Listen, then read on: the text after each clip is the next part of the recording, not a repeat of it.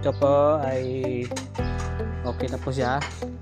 Yung signal daw kanina ay hindi daw na ilaw. Pero ngayon ilaw na. Then po yung pag brake light sila ay meron na pong ilaw. Bali na-check po yung loob niya. Dito.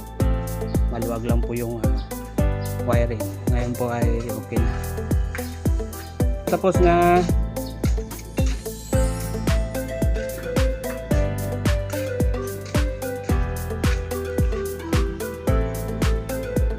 medyo na tubig lang itong ano.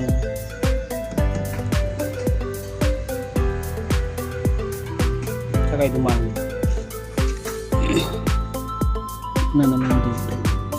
Ay, baka dito pumasok. May silang naman.